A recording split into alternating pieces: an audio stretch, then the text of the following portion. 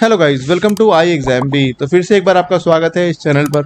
आज हम बात करेंगे UIICL की जो ऑनगोइंग वैकेंसीज हैं उनमें जो हमारा एग्जाम अभी होना है आप लोगों का, उसमें जो रीजनिंग सेक्शन है उस सेक्शन को आप कैसे टैकल कर सकते हैं, इस सेक्शन में क्या क्या चीज़ें आती हैं, कौन कौन से टॉपिक्स इंपॉर्टेंट हैं, किन किन टॉपिक्स में आप अच्छे से पकड़ बना सकते हैं ताकि आपका एक अच्छा स्कोर रीजनिंग में हो जाए। ये सब बातें हम इस वीडियो में करेंगे, डिस्कस करेंगे ओवरऑल स्ट्रैटेजी आपकी किस तरह की रहनी चाहिए ताकि आप इस एग्जाम में इस पर्टिकुलर सेक्शन में अच्छे से अच्छा स्कोर कर सके। गाइस, अगर आप इस चैनल पर नए हैं तो चैनल को सब्सक्राइब करना ना भूलें, बेल आइकन प्रेस कर लीजिएगा ताकि जो भी लेटेस्ट वीडियोस हैं वो आपसे मिस ना हो और उनके नोटिफिकेशन आपको टाइमली मिलते रहे। स्टार्ट करेंगे गाइस। पहले देखिए, हमारा एक कोर्स है UIICL के लिए ही, आप चाहें तो इसमें एनरोल करा सकते हैं। इसमें एक्सक्लूसिव फीचर्स हैं जो सभी फीचर्स मिला के इस कोर्स को एक यूनिक कोर्स बनाते हैं। जैसे कि आपको 50,000 से प्लस आपको 15,000 से प्लस आपको प्रैक्टिस क्वेश्चंस मिल जाते हैं क्वेश्चंस करने के लिए। तो एक ही प्लेटफॉर्म पर सारे क्वेश्चन, आपको कहीं और नहीं भटकना है। स्टडी प्लान आपको 200 प्लस स्टडी नोट्स मिल जाते हैं आपको, है ना। पढ़ने के लिए नोट्स जो होते हैं वो आपको मिल जाते हैं। 700 प्लस वीडियोस मिल जाती हैं। ये प्री रिकॉर्डेड वीडियोस होती हैं जो आपको कोर्स वीडियोस के नाम से यहाँ पर मिलती हैं, जो आपको क्या करती हैं, जो पर्टिकुलर सेक्शन होता है उसको बिल्ड करने में, उसके कॉन्सेप्ट्स को बिल्ड करने में आपको काफ़ी हेल्प करते हैं। 30 मॉक टेस्ट मिल जाएंगे आपको, 150 प्लस चैप्टर टेस्ट मिल जाएंगे, डेली लाइव क्लासेस मिल जाएंगे आपको, और इंटरव्यू के लिए भी गाइडेंस। मतलब एक पूरी तरीके से कंप्लीट पैकेज आपके लिए रहने वाला है ये कोर्स। तो इसमें आप एनरोल करा सकते हैं ताकि एक स्ट्रक्चर्ड वे में, एक प्लान वे में आप अपनी तैयारी को कर सकें, ठीक है, जो कि बहुत ज़रूरी है। वरना हम मटेरियल की अवेलेबिलिटी की वजह से और गाइडेंस ना होने की वजह से कहीं ना कहीं लैग कर जाते हैं चीज़ों में, फिर वो चीज़ें सही नहीं है। तो आप इस कोर्स में एनरोल करा सकते हैं। आपको सिंपली विजिट करना है www.iexamb.com, या फिर आप इस नंबर पर कॉल कर सकते हैं 9205524028। आपको इस कोर्स की पूरी जानकारी, जो भी एप्लीकेबल डिस्काउंट होगा उसके साथ आपको मिल जाएगी। चलिए स्टार्ट करते हैं। पहले देखते हैं है क्या इसमें एक्चुअली। तो the selection will made overall performance of online examination and interview. ठीक है, तो क्या है एग्जामिनेशन में एक बार जरा देख लेते हैं। तो रीजनिंग की अगर हम बात करें तो 25 क्वेश्चंस 25 मार्क्स का। अच्छा, इसमें कॉम्पोजिट टाइम है, इसमें मतलब सेक्शनल टाइम नहीं है। तो इसमें ये भी टाइम मैनेजमेंट भी आपको खुद से ही करना होगा, ऑलरेडी हुआ हुआ नहीं मिलेगा। तो रीजनिंग में जैसे 25 क्वेश्चन 25 मार्क्स हैं, तो ये अब आपके ऊपर बन जाती है चीज़ें कि आप रीजनिंग को कितना टाइम देना चाहते हो। मेरे हिसाब से रीजनिंग को अगर आप 2 आवर्स में से अगर मैं डिवाइड करूं, अगर आपका जो प्रोफेशनल नॉलेज है उसका वेटेज देखिए आप 100 मार्क्स का है, तो बिल्कुल है कि उसका हम उसी रेशो में डिवाइड करें जिस मार्क्स में उनके रेशोज बटे हुए हैं। जैसे कि 100 मार्क्स का है तो लगभग अपना हाफ टाइम यानी कि 1 आवर इसको डेडिकेट करें, क्योंकि मेन कंपटीशन आपका यहीं पर निकलने वाला है। ठीक है, उसके अलावा 25 के 4 इनको 15 मिनट्स में हम लोग टैकल करें। ये हमारी स्ट्रेटजी या आपकी स्ट्रेटजी रहनी चाहिए।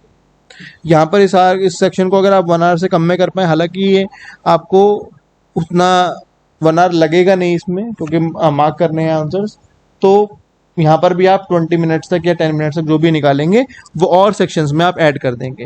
लेकिन अभी के लिए जैसा कि उन्होंने मार्क्स को डिफाइन किया है, मार्क्स को डिस्ट्रीब्यूट किया है, उसी तरीके से अपने टाइम को आप डिस्ट्रीब्यूट करें, टारगेट बनाकर चले।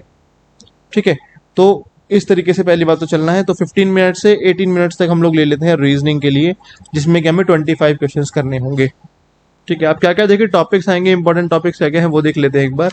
तो कुछ टॉपिक्स ऐसे हैं जो कि आपको करने हैं, जैसे कि यहाँ पर मैंने लिखा भी है।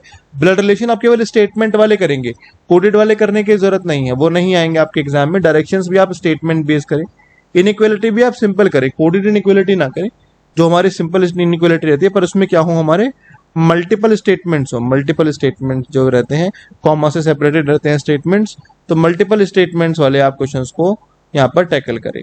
ठीक है, इसके अलावा सिलॉजिज्म में आप सिंपल सिलॉजिज्म करें, रिवर्स सिलॉजिज्म नहीं आएगा आपके एग्जाम में।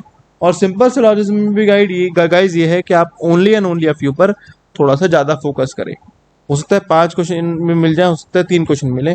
आपका एग्जाम 25 मार्क्स का, तो मैं लेकर चलता हूँ कि आपको लगभग 3 क्वेश्चन आपको सिलॉजिज्म के मिल जाने चाहिए, और 2 से 3 क्वेश्चन आपको इनइक्वालिटी के, और डायरेक्शन डिस्टेंस के टोटल मिला के आपको 4 क्वेश्चन यानी कि 2-2 क्वेश्चन मिल जाने चाहिए अपने एग्जाम में। तो यही वो टॉपिक्स हैं जो कि आपके पकड़ बनाएंगे और एग्जाम में आपको हेल्प करेंगे अच्छा स्कोर करने में। ठीक है, ये आपके डुएबल में रहना चाहिए।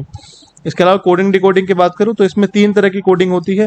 जो लॉजिकल कोडिंग वाला पार्ट है वो आप स्किप कर सकते हैं, वो आपके एग्जाम के लिए इंपॉर्टेंट नहीं है। आपके लिए चाइनीज कोडिंग या फिर ओल्ड पैटर्न की जो कोडिंग आती थी, एक पर्टिकुलर वर्ड की एक पर्टिकुलर कोड, फिर उस लैंग्वेज में एक पर्टिकुलर वर्ड वो देते थे और उसका हमें कोड बताना होता था, उस तरह की जो कोडिंग है वो आपके लिए ज़्यादा इंपॉर्टेंट है, उस पर आप ज़्यादा फोकस करें। उसके अलावा ये 3 टॉपिक जो मैंने नीचे लिखे हैं, इनका 1-1 मार्क ईच का वेटेज है, ठीक है। ऑर्डर रैंकिंग का, letter of set of letters का और अल्फान्यूमेरिक सीरीज का, इनका 1-1 नंबर का वेटेज है आपके एग्जाम में, तो इनको भी टैकल करना बहुत जरूरी है, क्योंकि यहाँ से भी हम 3 नंबर निकाल सकते हैं अपने। उसके अलावा जो पार्ट बचेगा वो पूरा पजल सेटिंग अरेंजमेंट्स का रहेगा, तो आप लगभग मान के चलिए कि 10 क्वेश्चंस आपको पजल सेटिंग अरेंजमेंट्स, यानी कि एक सेट आपको पजल सेटिंग अरेंजमेंट्स का देखने को मिल जाएगा। ये वेटेज इससे बढ़ेगा ही, 12 हो सकता है पर 9 नहीं होगा। 10 नंबर तो आपको कम से कम ये पजल सेटिंग अरेंजमेंट्स के सेक्शन से आपको मिलेंगे। तो उस तरीके से ही अपना यहाँ पर टाइम भी डिवोट कीजिएगा।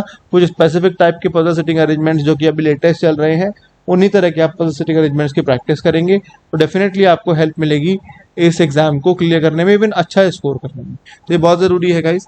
आप बाकी देख सकते हैं चाइनीज कोडिंग का भी या ओल्ड पैटर्न कोडिंग का भी 2 से 3 नंबर का वेटेज हम लोग लेकर चलते हैं। उसके अलावा जो बचेगा हमारा वो रीजनिंग में पजल और सेटिंग अरेंजमेंट्स मेजर सेक्शन है हमेशा, और 10 क्वेश्चन तक एक्सपेक्ट कर रहे हैं कि पजल सेटिंग अरेंजमेंट से ही पूछे जाए, तो ये बहुत ज़रूरी है, इसको भी टैकल करना। उसमें आप जैसे सिटिंग अरेंजमेंट है तो उसमें बॉक्स बेस, सर्कल है ना, सॉरी स्क्वायर, सर्कल, उसके अलावा पैरेलल रो आजकल बहुत चल रहा है, लीनियर रो बहुत चल रहा है, उसमें अनसर्टेन नंबर ऑफ पर्सन होते हैं। इसके अलावा पजल्स में अगर आप देखें तो box base, floor base all time favourite है। उसके अलावा हमारे रहते हैं फ्लोर विद फ्लैट, चल रहा है आजकल। Scheduling puzzles, month and date वाले जो होते हैं या फिर डेट एंड टाइम वाले, वो बहुत इंपॉर्टेंट है। ईयर विद एज वाले बहुत इंपॉर्टेंट है। डेजिग्नेशन बेस्ड वाले बहुत इंपॉर्टेंट। इस तरह के पजल्स जो भी लेटेस्ट टाइप के चल रहे हैं उसके आपको नॉलेज होने चाहिए। ये नहीं है कि आप बिल्कुल ही बेसिक टाइप करे जा रहे हैं और फिर एग्जाम में थोड़ा सा भी इस तरह का न्यू टाइप आ जाता है तो आप फंस जाएंगे फिर उसमें। तो लेटेस्ट टाइप के क्वेश्चन की प्रैक्टिस करनी है, ज़्यादा से ज़्यादा अंडरस्टैंडिंग बना लेनी है, ताकि इस पर्टिकुलर सेक्शन में आप अच्छे से अच्छा स्कोर कर सकें। राइट, तो ये था मेरी साइड से गाइज इस पूरे सेक्शन के बारे में। आपके कोई क्वेश्चन हो तो आप पोस्ट कर सकते हैं, आप कमेंट्स में, आपको डेफिनेटली जवाब मिल जाएगा। बाकी कोर्स के बारे में मैंने आपको बता दिया है। अगर आप एक प्रॉपर गाइडेंस चाहते हैं, प्रॉपर एक टीम के साथ पढ़ना चाहते हैं, तो डेफिनेटली आप इस कोर्स में एनरोल कराइए।